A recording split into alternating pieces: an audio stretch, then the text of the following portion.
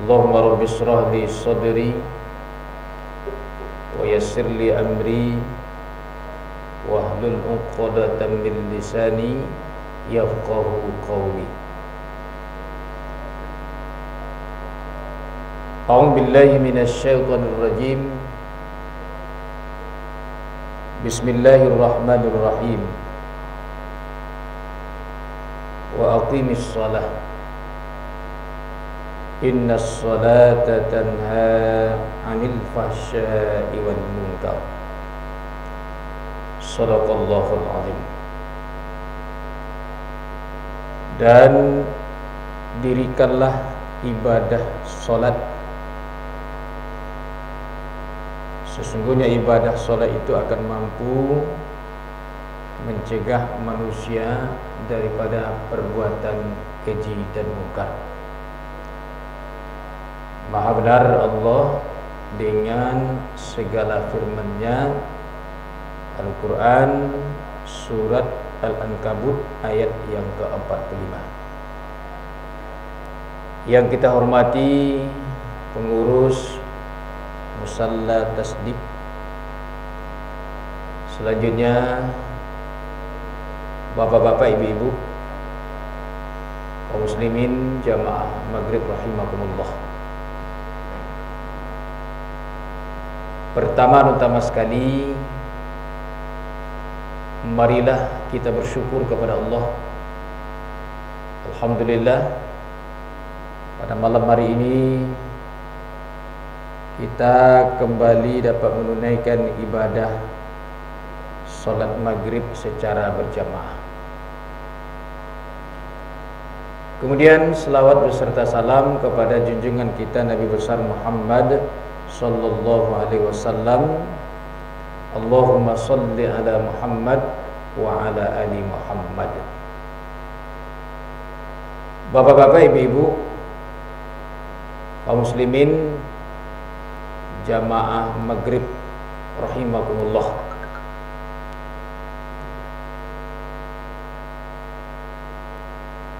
Pada malam hari ini, bapak-bapak, ibu, sebagai tema kajian kita menjelang waktu Isya masuk, kita beri judul tanda-tanda ibadah salat seseorang itu diterima Allah. Jadi untuk mengukur ibadah salat kita ini diterima Allah atau tidak, nanti bisa ya, kita ambil dari materi yang kita sampaikan ini. Nah, Bapak Ibu kaum muslimin jamaah maghrib rahimakumullah,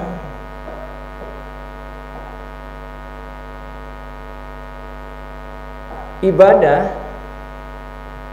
yang diperintahkan Allah kepada kita tentu tidak hanya kita mengerjakan asal memenuhi syarat dan rukun saja. Nah, di samping syarat dan rukun yang kita laksanakan supaya ibadah kita itu diterima oleh Allah, tentu ibadah itu kita harus lakukan secara berkualitas. Nah, ibadah yang berkualitas itu Bapak Ibu, yang pertama adalah apakah ibadah yang kita lakukan selama ini sudahkah sesuai dengan ilmu yang benar.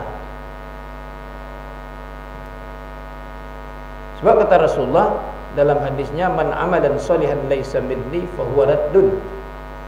Siapa yang mengajarkan suatu amalan bukan dari aku, bukan sesuai dengan sunnahku, amalannya ditolak. Jadi kalau ditolak, tentu sia-sia amal ibadah yang kita lakukan itu. Nah, karena itu ilmu itu menjadi penting. bagi kita melaksanakan amal ibadah. Kemudian yang kedua, ibadah yang berkualitas itu adalah apakah ibadah yang kita lakukan itu adalah sudahkah sesuai dengan sasaran yang hendak kita capai, tujuan yang kita inginkan. Apa tujuan dari ibadah yang kita laksanakan itu, Bapak Ibu? Supaya terjadi perubahan terhadap kita. Perubahan apa? Tentu saja perubahan ke arah yang lebih baik. Itu sebenarnya tujuan diperintahkan ibadah oleh Allah kepada kita. Nah, berbicara kita masalah ibadah solat, ya, berbicara kita masalah ibadah solat, kalau secara umum ayat yang kita bacakan di awal surah Al-Ankabut ayat 45, itulah tujuan sasaran dari ibadah solat itu. Innas salata tanha 'anil fahsya'i wal munkar. Sesungguhnya ibadah salat itu akan mampu mencegah manusia daripada perbuatan keji dan munkar. Itu tujuan secara umum tuh. Jadi orang yang salat itu terpelihara. Terpelihara dari apa? Dari segala perbuatan keji dan munkar. Itu makanya Allah menyuruh kita salat, memelihara diri kita dari segala perbuatan keji dan munkar. Secara khusus Bapak Ibu, dalam sebuah hadis kudusi dijelaskan bahwa ada 5 indikator atau 5 tanda-tanda ibadah salat seseorang itu diterima Allah. Ada 5 indikasi, ada 5 tanda ibadah seseorang itu diterima oleh Allah. Bunyi hadis itu adalah innama ataqabbalus shalah. Sesungguhnya orang-orang yang akan diterima ibadah solatnya itu adalah mimman tawadda'a biha li'azamati. Itu orang-orang yang muncul setelah ia melaksanakan ibadah solat itu adalah sifat tawadhu. Apa itu tawadhu, Bu? Rendah hati. Tawadhu'a li'azamati, selalu dia tawadhu, selalu mengagungkan Allah. Jadi orang yang salat itu tidak sombong. Orang yang salat itu tidak sombong. Jadi kalau ada kita memiliki sifat sombong, berarti gagal salat kita. Kenapa? Karena kita manusia ini tidak boleh memiliki sifat sombong. Yang boleh memiliki sifat sombong itu adalah Allah. Yang berhak sombong itu adalah Allah. Dalam hadis kudusi Allah berfirman, al-kibriya'u ridai. Sombong itu adalah selendangku. Sombong itu adalah pakaianku, sombong itu adalah kebesaranku. Jadi tidak layak, tidak cocok kita manusia memiliki sifat sombong itu. Kalau Allah sombong wajar. Kenapa? Karena Allah ciptakan kita. Tapi kita manusia tidak wajar. Tidak wajar sombong. Tapi kalau ada yang sombong berarti kurang ajar.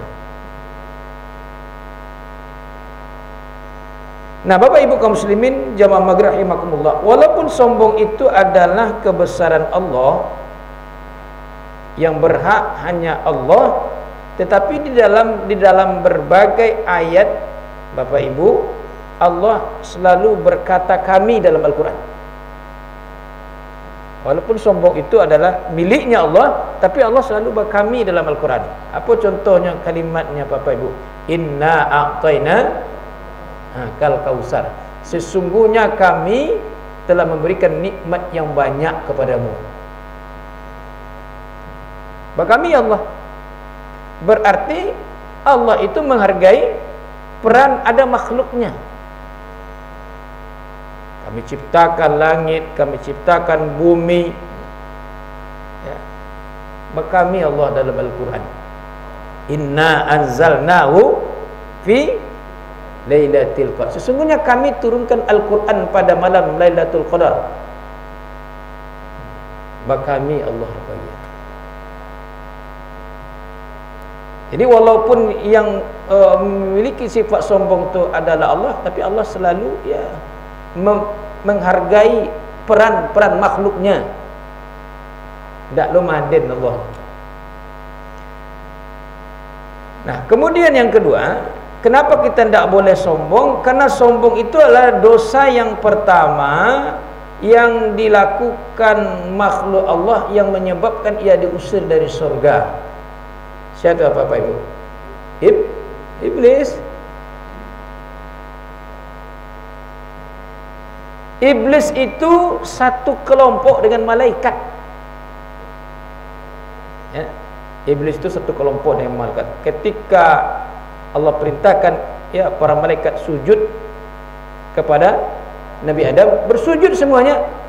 Wa iz qulna lil malaikati isjudu li Adam fasajadu illa Iblis.